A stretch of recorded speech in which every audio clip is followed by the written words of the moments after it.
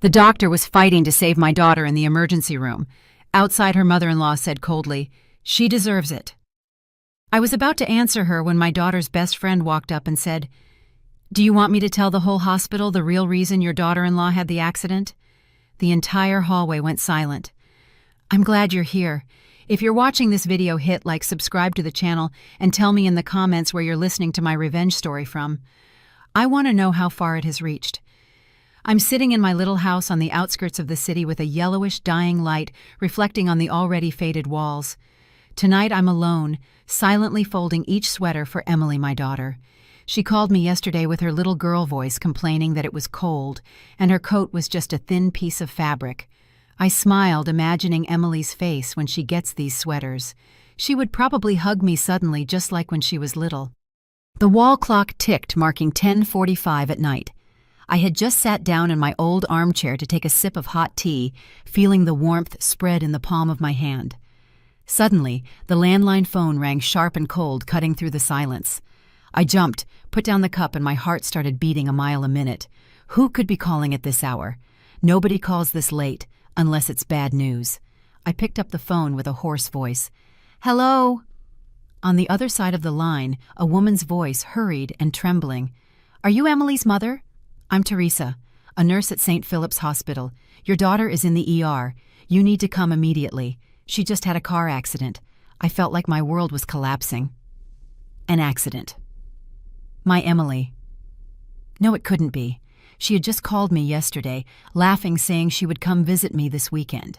I jumped up and the teacup slipped from my hands, shattering on the floor as the liquid splashed everywhere. My hands were shaking, my head was spinning. What did she say? "Emily, how is she? Is it serious?" I almost yelled into the phone, but Teresa just repeated, "Come immediately." Quickly, I grabbed the first coat I could find, my hands trembling so much that I even dropped my wallet. My mind was blank. I could only see Emily's image, her radiant smile, her warm brown eyes. I had to get to her right now, but no taxi would answer. The network was failing and the phone just showed a busy signal. Desperate, I ran to Mr. Henry's house, my neighbor, a good man. I knocked on the door with all my strength, shouting, "Mr. Henry, please help me, Emily. She had an accident." Mr. Henry, with his gray hair, opened the door, and seeing me tremble, he didn't ask anything else. He just nodded. "Get in, I'll drive you." On the way to St. Philip's Hospital, I was curled up in a ball in the back seat, my hands clasped together. Mr. Henry drove fast, but for me everything seemed to be in slow motion. My head was full of horrible thoughts. What if Emily doesn't make it? I couldn't bear that thought. She is my light, my beloved daughter. Since my husband passed away 10 years ago, Emily has always been by my side, always making me laugh no matter how hard life was. I prayed in whispers to God, to the Virgin Mary, asking them to take care of her. When I got to the hospital, I rushed towards the emergency room, almost slipping on the shiny tile floor. The smell of disinfectant hit my nose, and the noise of machines and people's murmurs made me even more nervous. A doctor with a badge that said Stephen was standing in front of the emergency room door. His face was tense, his eyes full of worry. I ran to him, my voice breaking. "Where is Emily? How is she?" Before he could answer, Teresa, the nurse who called me, came running. She took my hand and with a choked voice said, "Calm down, please." Emily suffered a very strong blow to the chest. She lost a lot of blood. But most importantly, her heart just stopped. Hearing that, I froze. Her heart stopped. No, it couldn't be. My Emily, my healthy, full of life. Little girl couldn't go like this. I held onto the cold wall, my eyes glued to the glass of the emergency room. Through it, I saw Emily motionless on the bed, her black hair disheveled and her face pale. Around her, doctors and nurses moved quickly. One was doing chest compressions, another held a syringe. A tangle of wires covered her body, as if they wanted to forcibly tie down that fragile life.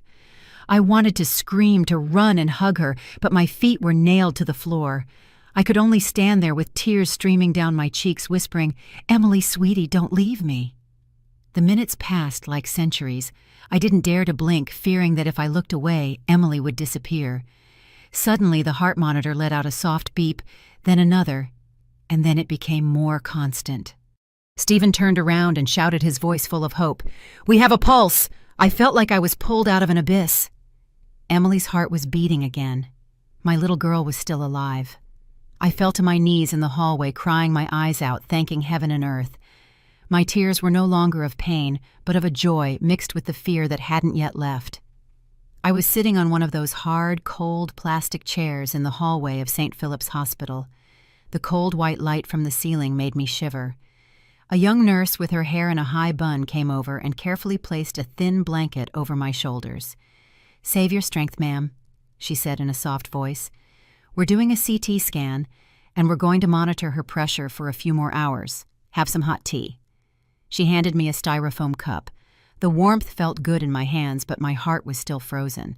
I nodded to thank her, trying to hold back the tears, but my head was a whirlwind. I stood up, trying to breathe deeply to calm myself. Just then, I heard the clinking of heels on the tile floor. When I turned, I saw Rose, Jason's mother, my son-in-law's mother, walking in. She was wearing an expensive fur coat, her lips a bright red, and holding a new iPhone, talking to someone in a sharp tone. Before I could say anything, she hung up and looked me straight in the eye. Without a greeting, without a hint of concern, she blurted out a sentence that stabbed me like a knife in the heart. She deserved it. You know, I was stunned, as if I had been slapped. That she deserved it.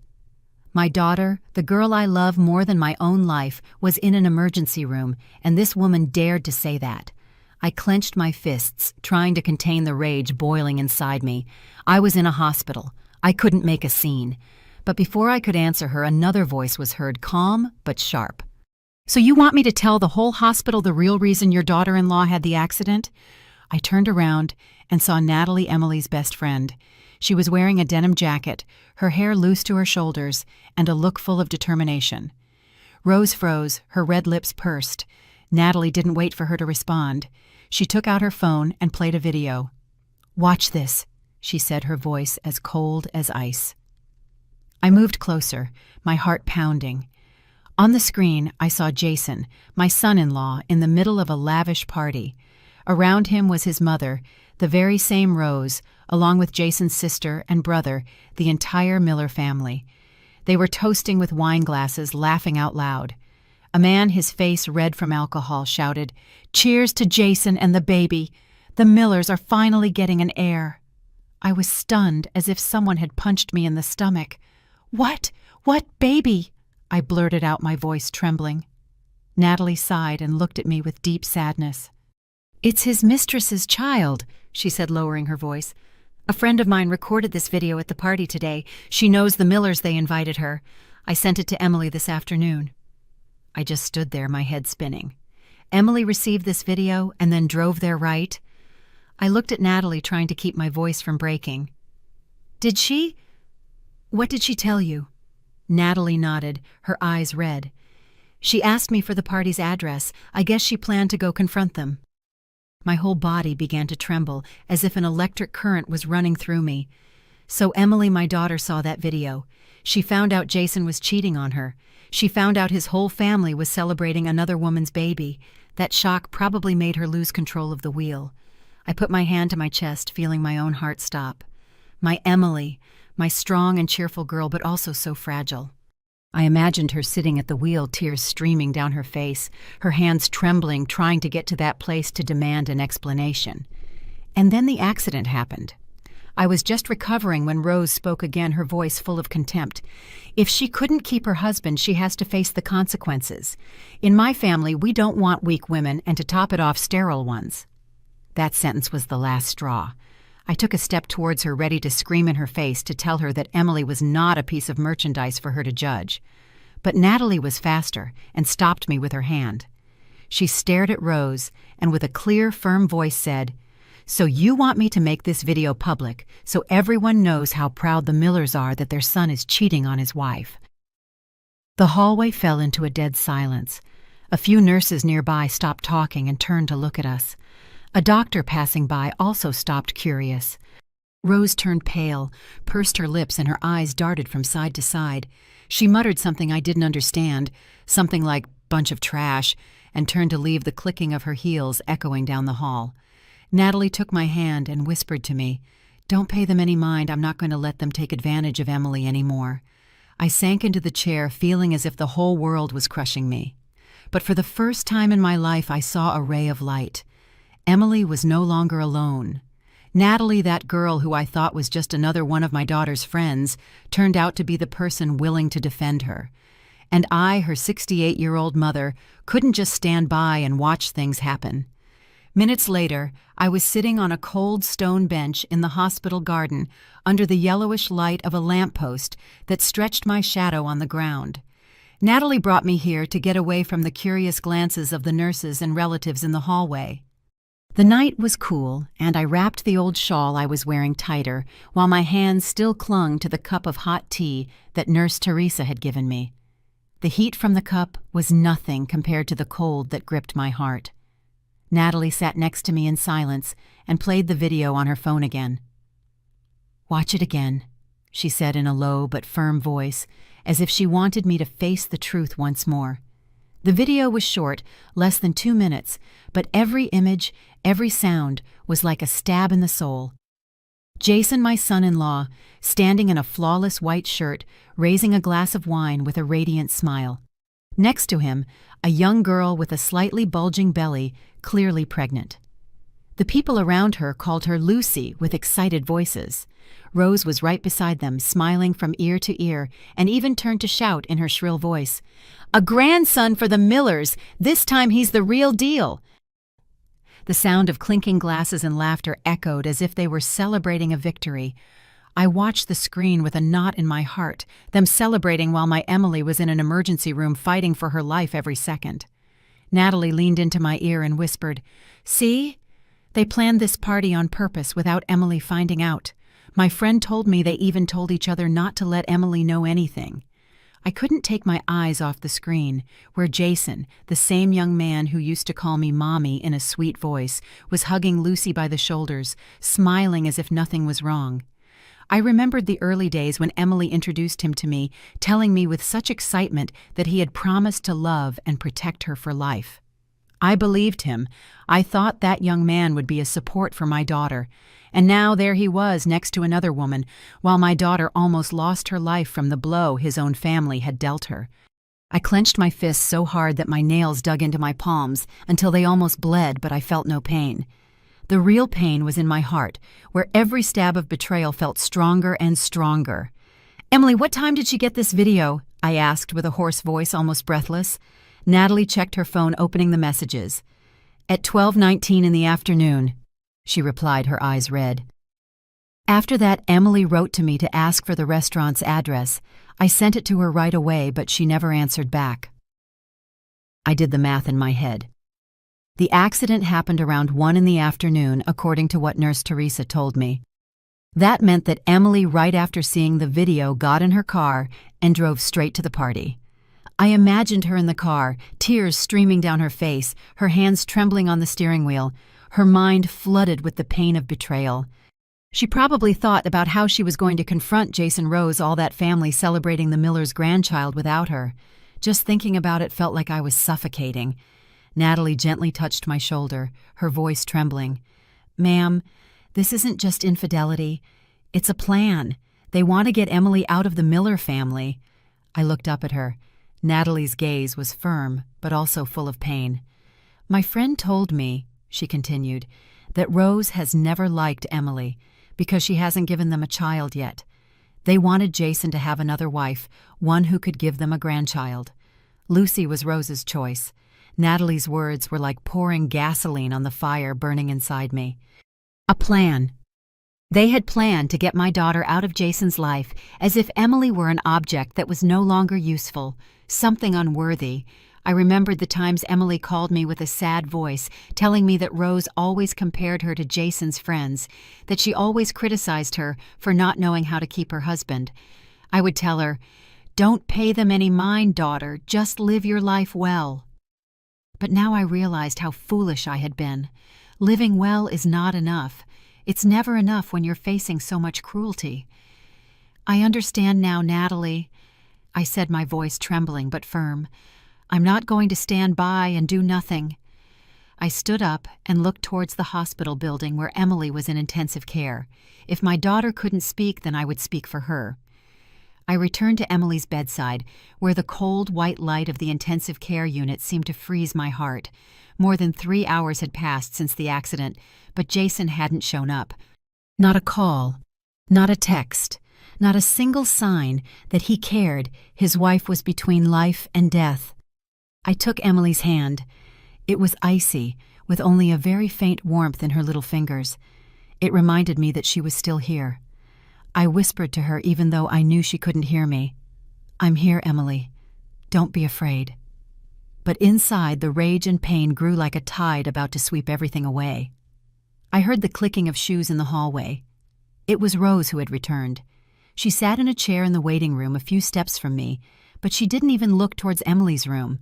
Instead, she took out her phone and started making one call after another. I heard her clearly with her sharp, superficial voice, as if she were talking about going to the supermarket. "Hello, Spa, darling. Book me a massage for tomorrow at 10 in the morning, please." Then she made another call with a bossy tone. "Margarita, clean the living room well, and prepare another room for the new tenant." The new tenant. I clenched my fists, my nails digging into my palms until it hurt.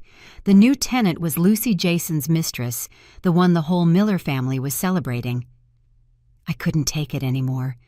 I stood up and went into the hallway, my voice trembling, but trying to stay calm.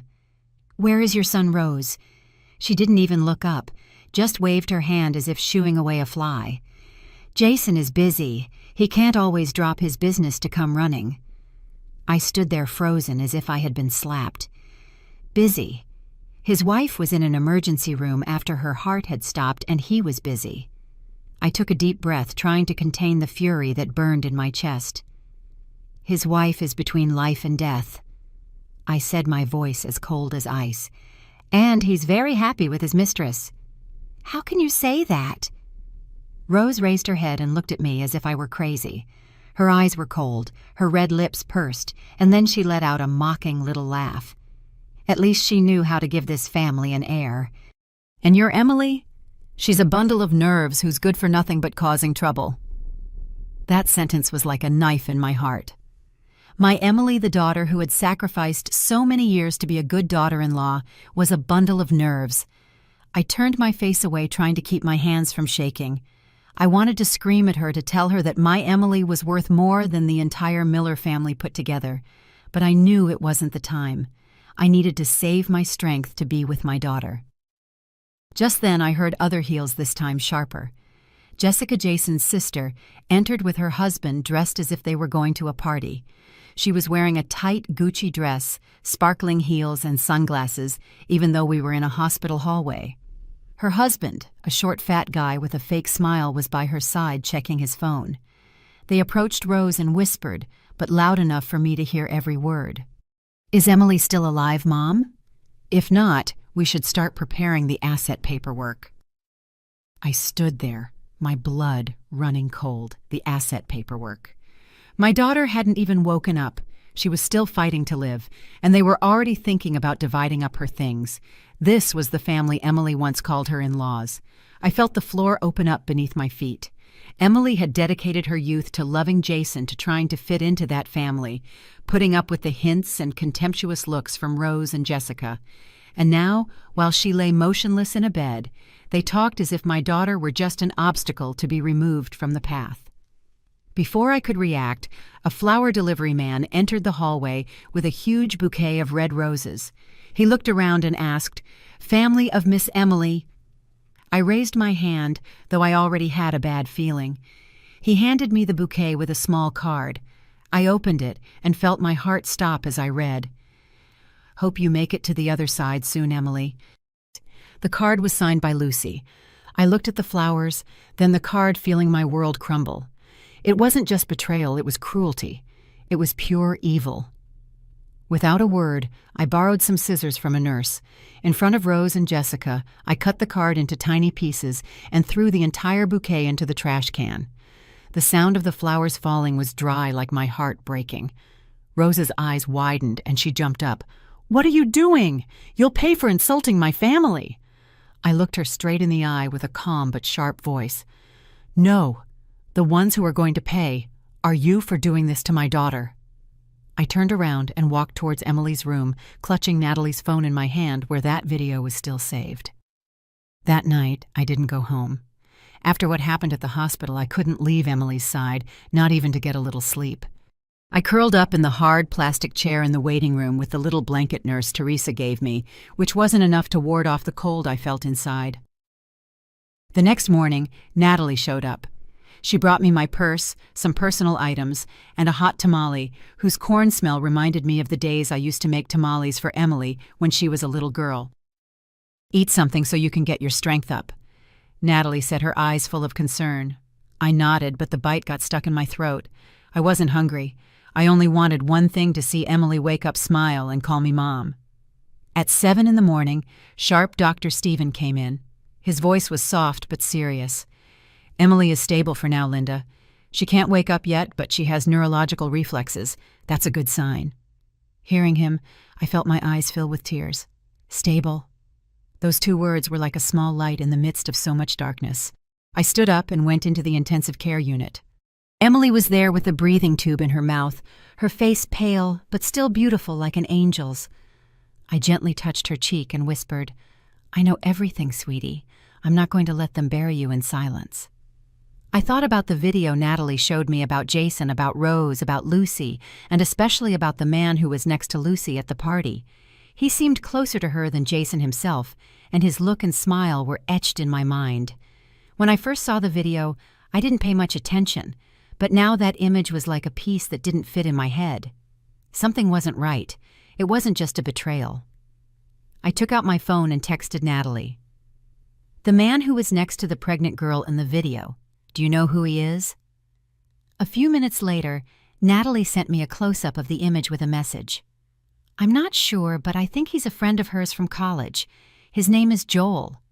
I saved the name and the photo, and my determination became clearer. I couldn't just sit in the hospital waiting while the Millers mocked Emily. I had to do something, find the truth, no matter how painful it was. That night I went home, took a shower, and put on clean clothes. The house was suffocatingly silent. Only the ticking of the clock on the wall could be heard. I called Thomas, my nephew, who was in his final year of law school. He had worked as a summer assistant for Beatrice, my best friend, and a lawyer, so I knew he was good with paperwork and investigations. "Thomas," I said, my voice hoarse after a sleepless night, "I need you to find someone trustworthy for me, someone who doesn't ask too many questions, but who knows how to investigate discreetly." Thomas responded immediately with a decisive voice. "I know someone. Arthur Galvez. He was a detective, and now he's a private investigator.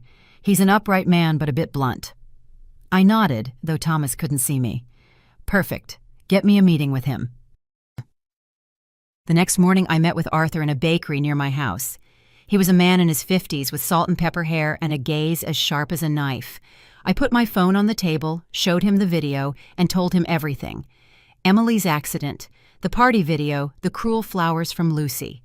I pointed to the photo of the man named Joel. "I want to know who this man is," I said in a firm voice. "What is his relationship with the pregnant girl, and if there's proof, I want photos, videos, whatever." Arthur raised an eyebrow and nodded. "How far do you want to take the investigation?" I looked him straight in the eye. "All the way. I need the truth." Arthur accepted the case. I gave him a $200,000 advance, the savings I had put together to give Emily when she had a baby next year. It was all I had, but I didn't hesitate for a second. If that money could help me protect my daughter, it was worth every penny. Arthur took the money and promised to call me when he had something. I left the bakery with a heavy heart, but also a little lighter. I had started, even if it was with a small step. On the way to the hospital, I decided to stop by the house where Jason and Emily lived. I had a key because I often went to clean and cook to help my daughter. The house was silent. No one was there. I put on gloves, a habit from my days working in the sewing workshop so I wouldn't leave fingerprints. I turned on my phone's flashlight and started going through the drawers and folders in Jason's study. I didn't know what I was looking for. I just knew I needed proof, anything that could clarify this. In an old wooden file cabinet, I found a folder. My heart pounded as I flipped through the pages. It was a contract for a property transfer in Emily's name, the little house on the outskirts that my husband and I had left her. Next to it, there was a series of powers of attorney with a signature that looked like Emily's, but the stroke was shaky, not how she signed. I kept looking and found bank statements showing that Emily had been regularly depositing money into another account, which wasn't Jason's. I stood there with trembling hands and my head spinning. The Millers had not only betrayed Emily emotionally, they were also planning to steal her assets. I took out my phone, took a photo of everything, and copied it to a small USB drive I had with me. Carefully, I put everything back as it was and locked the door as if I had never been there. That night, I sent all the files to Thomas, asking him to encrypt them and save them in a secure folder. I also sent a copy to Beatrice. An hour later, Beatrice called me, her voice serious. "Linda, this is a good start. These papers show that something is wrong, but we need a knockout punch. Are you ready?" I squeezed the phone and answered with a firm voice. "I'll do whatever it takes to get justice for my daughter." 4 days passed since I tasked Arthur, the private investigator Thomas recommended, with everything. 4 eternal days in which I barely slept, sitting by Emily's side, holding her hand and whispering words of comfort that I didn't know if she could hear. Every day, Dr. Stephen came to give me news. Emily is more stable, but she still needs time. I would nod, but in my mind there was only one thought. I had to uncover the truth. I had to protect my daughter before she woke up. On the 4th night, my phone vibrated. It was a text from Arthur Short, but it made my heart race. "Tonight she's meeting that guy at a hotel in the Santa Rosa district. I'm going to record everything." I read the message over and over, my hands shaking. Santa Rosa, an old neighborhood with narrow alleys and cheap hotels. I didn't know what was happening, but my gut told me this was the last piece I needed. I couldn't sleep that night. I sat in the plastic chair looking out the hospital window at the dim streetlight. I prayed not just for Emily, but also for myself, asking God to give me the strength to face what was coming. The next morning, I met Arthur at a small cafe near a church. The smell of roasted coffee did nothing to calm me. Arthur, with his salt and pepper hair and cold gaze, placed an external hard drive on the table. "I have what you need," he said, his voice deep but confident. He connected the drive to his laptop and played a video. I held my breath, my eyes glued to the screen. The image was clear. Lucy Jason's mistress entering a small old-looking hotel with a flickering neon sign. She was wearing a tight red dress, her pregnant belly was noticeable, but she walked with confidence. Waiting for her at the reception was Joel, the man I saw in the party video. They hugged, laughed, and then kissed right there in front of the receptionist without a care in the world. The hallway camera recorded them going up to the room, chatting animatedly. Lucy was laughing, and Joel patted her on the shoulder as if they had known each other for a long time. After almost 40 minutes, they came down. Arthur switched to an audio recording, and what I heard made my blood run cold. Joel's voice, deep but full of arrogance, echoed. "The whole Miller family is a bunch of idiots. They think this baby is their blood. No one knows he's my son." Lucy let out a laugh, her voice high-pitched. "Let them support him. In a couple of years, we'll make up an excuse and take off to the States. And that's it." I just sat there, my hands trembling. The cup of coffee in front of me was already cold. So the baby the Millers were celebrating, the one Rose called the Miller's grandson, wasn't Jason's son. It was all a sham, a deception to use Emily and steal her properties. I looked at Arthur, my voice breaking. "Is this real?" He nodded, his gaze serious. "The original is on this hard drive. I recommend you give it to your lawyer and don't send it to anyone to avoid problems." I nodded, clutching the hard drive in my hand, feeling like I was holding a bomb about to explode. I left the cafe and drove straight to Beatrice's office. She was already waiting for me, and her eyes lit up when I walked in. I gave her the hard drive and told her everything. She watched the video, listened to the audio, and when she was done, she took my hands firmly, her voice filled with emotion. "Linda, you've just destroyed their whole moral facade. With this proof, plus the papers you found at Jason's house, we will win this case, no doubt." I looked at Beatrice, feeling both relief and a weight at the same time. Win the case. I didn't just want to win. I wanted the Millers to pay for putting my daughter through this nightmare. That night, I sat alone on my balcony under the pale moonlight that illuminated the empty street. The sound of the old TV's news broadcast in the living room mixed with a distant ambulance siren. I thought about Emily, about the years she lived under the Millers' control, about the times she called me with a sad voice to tell me about Rose's criticisms. I thought about Lucy and Joel, their disgusting plan, and Jason's terrifying silence. I knew a great storm was brewing, but this time I was going to be the one directing it. Monday morning, I woke up with a stone in my chest. I hadn't slept well just a few intermittent hours, my head filled with images of Emily in the hospital bed, Lucy's cruel audio, and the forged papers I found at Jason's house. Today was the day that, together with Beatrice, my lawyer, we would start to act. We had already agreed. Beatrice would file an emergency complaint with the court for forgery of property documents. I would act as the legal representative on Emily's behalf since she still hadn't woken up. I looked in the mirror. My face was tired, my eyes red, but my gaze was no longer that of a mother who only knew how to pray. I was ready to fight. I called Thomas, my nephew, and asked him to look for Emily's old signatures, anything from previous years like receipts, letters, or old contracts. We needed to compare them with the shaky signatures on the powers of attorney I had found. Thomas, with the sharpness of a law student, promised to handle it carefully. "I'm going to check every legal trace, Aunt Linda," he told me over the phone, his voice determined. "They're not getting away." I nodded, though he couldn't see me, and felt a warmth in my chest knowing I wasn't alone. In the afternoon, I went to a small cafe near the hospital, a discreet place Beatrice had chosen. It was hidden in an alley with old brick walls and a few wooden tables. When I entered, I saw that Beatrice, Dr. Stephen, Natalie, and Thomas were already seated. No one was smiling. No one said more than a brief hello. I put down my bag, sat down, and felt as if the entire world weighed on my shoulders. On the table in front of me was a thick folder, the photos of the suspicious money transfers, Natalie's party video, and the hard drive with Arthur's proof of Lucy and Joel's meeting at the hotel. Everything was there like bullets ready to take down the Millers. For the first 5 minutes, no one spoke. Only the hum of the air conditioner and the clinking of a spoon in a coffee cup could be heard. I looked around and saw that everyone had a heavy gaze, but also one full of determination. Finally, Dr. Stephen broke the silence. He adjusted his glasses and said in a grave voice, "I reviewed Emily's latest CT scan. There's a slight improvement. She's starting to have reflexes to light, although very weak." I felt my heart pound and tears wanted to come out. Slight improvement.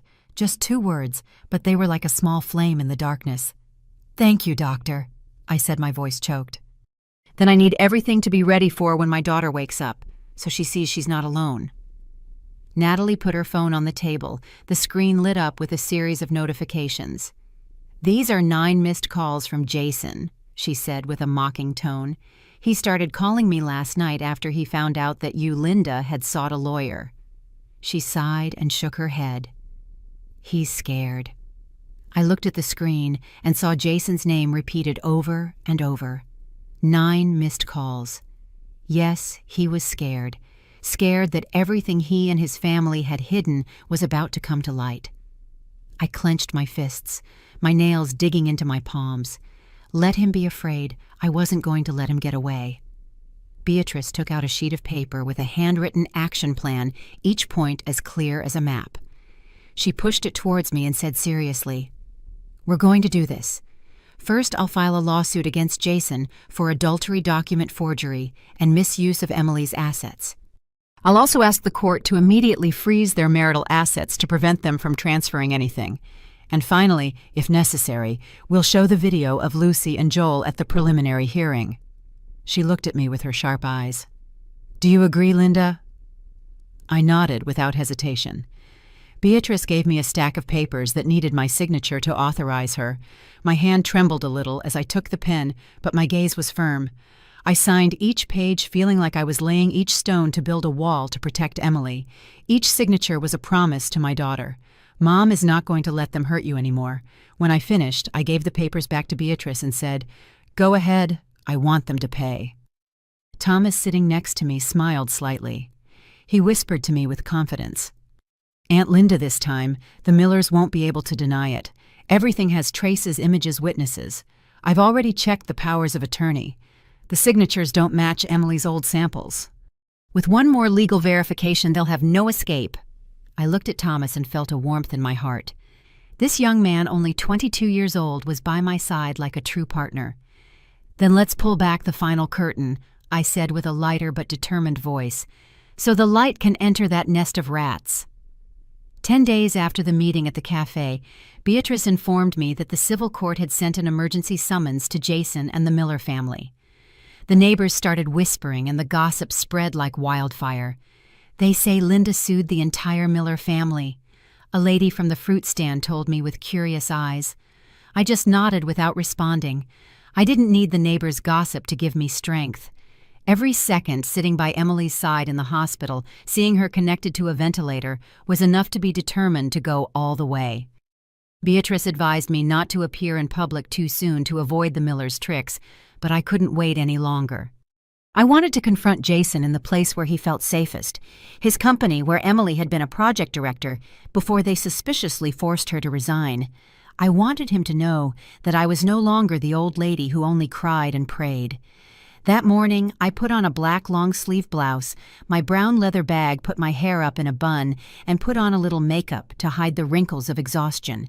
I looked in the mirror and saw a 68-year-old woman, but with a gaze as sharp as a knife. Beatrice and Thomas accompanied me like two faithful guards. We arrived at Jason's corporate building, an imposing glass tower in the heart of the city. The young receptionist with blonde hair and a forced smile tried to stop us. "Do you have an appointment, ma'am?" she asked, her voice a bit shaky. I didn't answer her. I just showed her Beatrice's card and said coldly, "We're here to talk about the forgery of the powers of attorney in the name of this office." The girl looked at the card. Her eyes widened, and she quickly dialed a number. The floor manager appeared instantly pale and stammered, Come into the conference room, please." I walked with my head held high, feeling like I owned the place. 15 minutes later, Jason entered the room.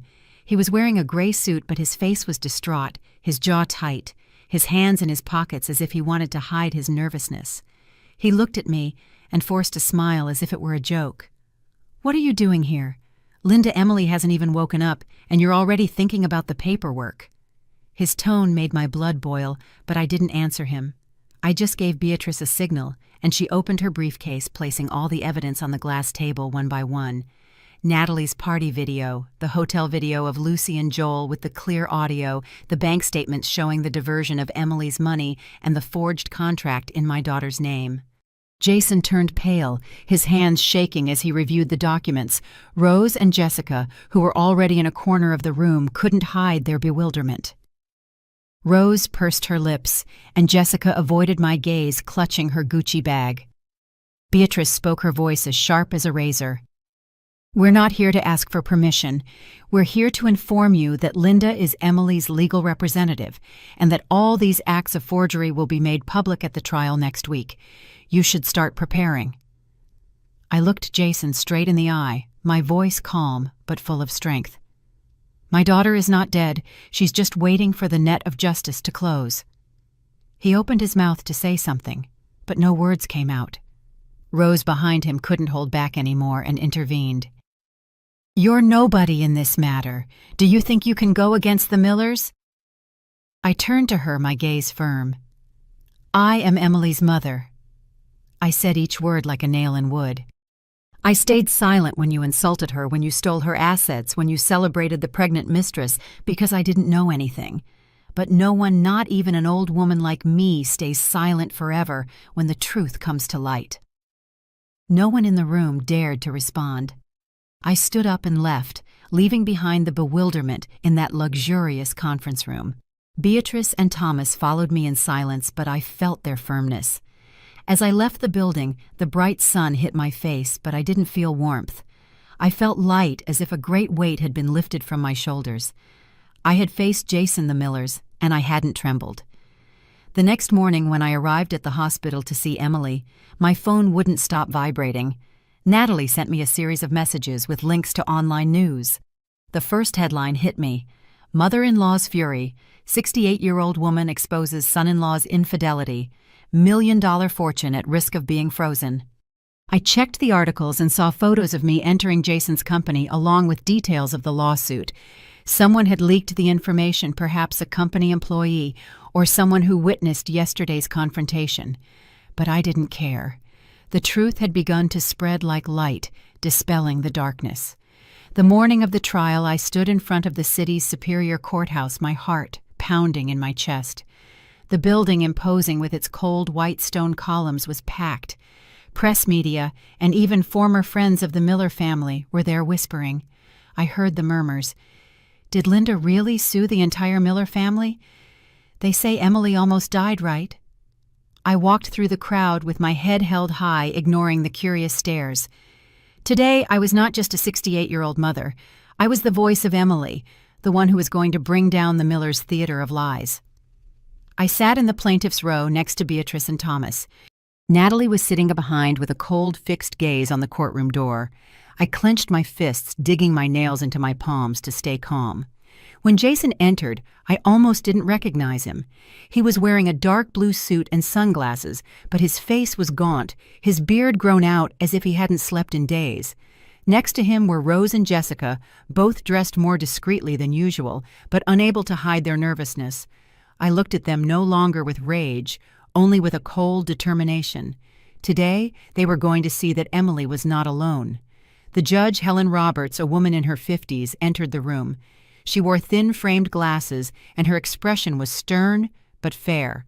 She banged the gavel and announced, "Today, this court will review the case of property document forgery, abuse of power, and evidence related to marital and financial deceit."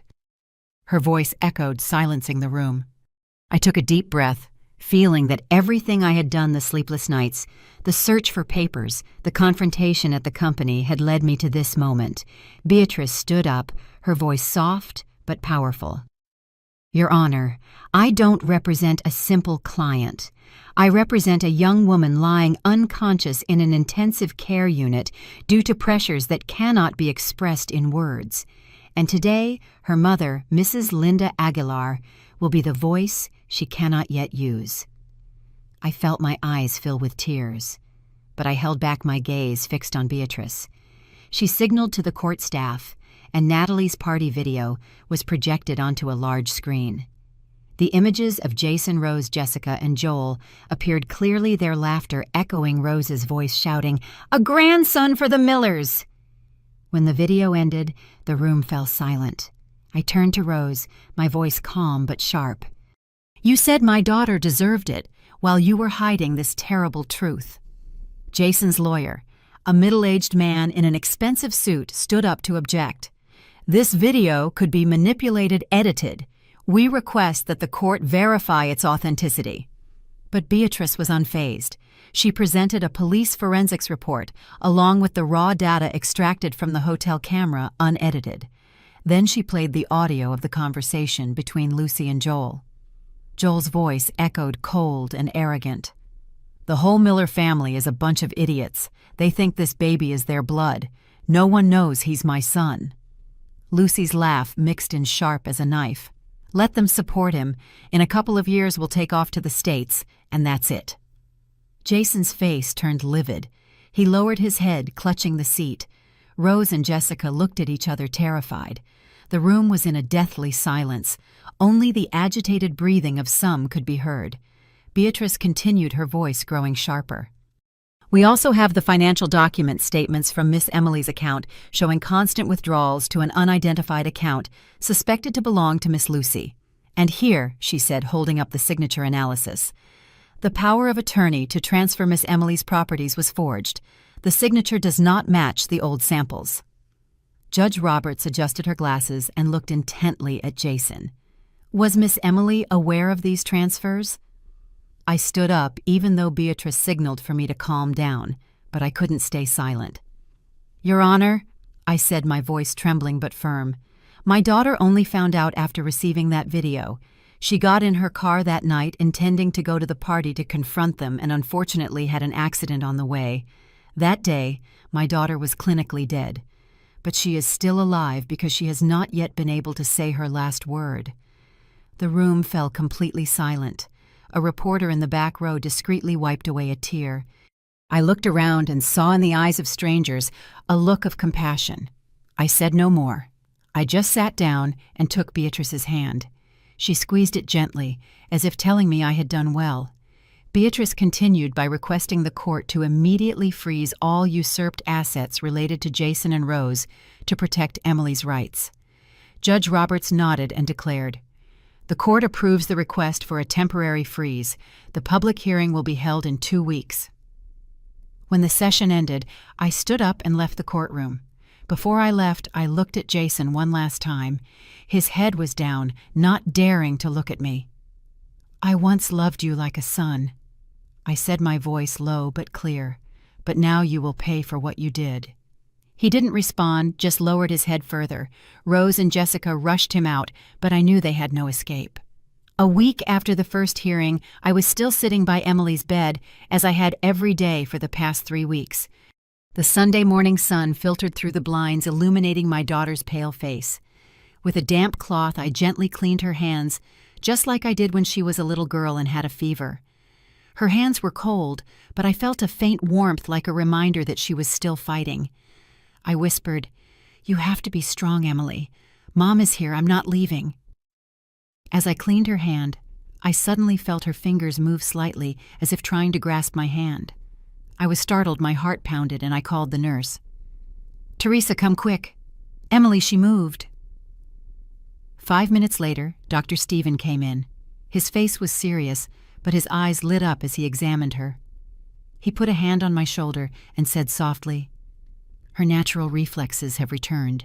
She could wake up in the next few hours." Hearing that, tears welled up, but not from pain. For the first time in many days, I felt real hope. I stayed there motionless, my eyes fixed on Emily. I counted every second, every minute, praying for her to open her eyes. At 4:20 in the afternoon, like a miracle, Emily slowly opened her eyes. Her brown eyes, weak but still bright, looked directly at me. I burst into tears and squeezed her hand. "I'm here, Emily. I'm here now, my love." My voice broke, tears were streaming, but I didn't care. My Emily was back. She looked at me. Her lips moved a little, trying to say something. I leaned in and heard the first phrase she whispered. "He betrayed me, didn't he, Mom?" Her question was like a knife in my heart. I nodded. The tears came again, but I didn't hide anything from her. I told her everything that had happened in those 3 weeks. The video of the Miller's party, Rose's cruelty, Lucy's evil flowers, and the audio of Lucy and Joel. I told her about the forged documents, the confrontation at Jason's company, and the court hearing. Emily listened with red eyes, but she didn't cry. She just squeezed my hand tightly, as if looking for an anchor. The next day, Dr. Stephen allowed her to speak for 10 minutes, so as not to strain her. Beatrice, Natalie, and I entered the room. Emily was propped up on some pillows, her face still pale, but with more life in her eyes. She looked at Natalie and said in a low voice, "Thank you, Natalie. If it weren't for you, I wouldn't have known anything." Natalie smiled, her eyes teary. "I just did the right thing, Emily." Then she turned to me and whispered, "I don't remember anything after seeing the video. I just remember getting in the car and then seeing another car's very bright lights. After that, nothing." I took her hand, trying to hold back the tears. Beatrice, with her professionalism, briefly explained the legal process. Then she looked directly at Emily and asked, "Emily, do you want to continue with the lawsuit as the plaintiff? Your mother has done a lot, but now you have the right to decide." Emily was silent for a moment. Tears ran down her cheeks. Then she nodded, her voice firm, though weak. "They took everything from me. My love, my trust, my money. I can't take it anymore." Hearing Emily, I felt a new strength inside me. She was no longer the fragile girl who called me crying to tell me about Rose's criticisms. My Emily was back, and she was ready to fight. A few days later, she was moved to a regular room. I bought her a new nightgown, a pale pink one with white lace, her favorite color since she was a little girl. When I helped her put it on, Emily smiled for the first time in many days. "You still remember my favorite color, Mom?" she said, her voice choked.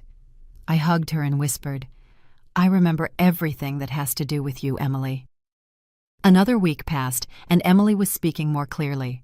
She was strong enough to sign the papers that named her as the main plaintiff. Beatrice came with a new folder and a smile. "It's time, Emily. We're not just going to expose them, we're going to make them pay." Emily nodded, her eyes shining, no longer afraid. I looked at her full of pride.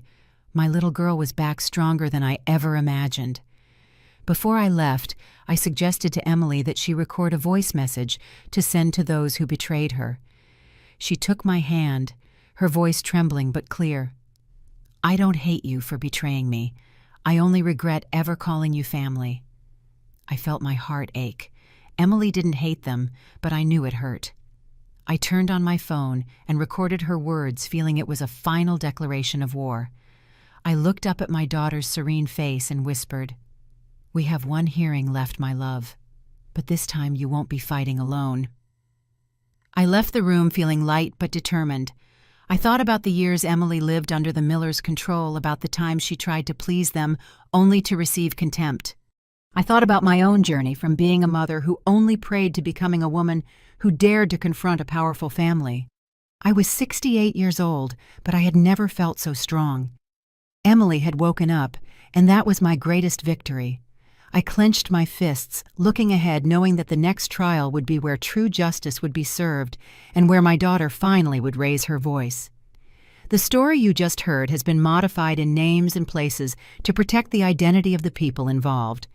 We don't tell this to judge, but in the hope that someone will listen and stop to reflect. How many mothers are suffering in silence within their own homes? I really wonder, if you were in my shoes, what would you do?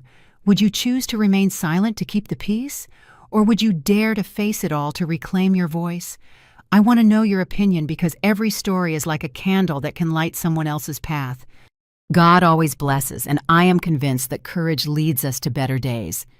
Meanwhile, on the final screen, I leave you with two of the channel's most beloved stories. I'm sure they will surprise you. Thank you for staying with me until this moment.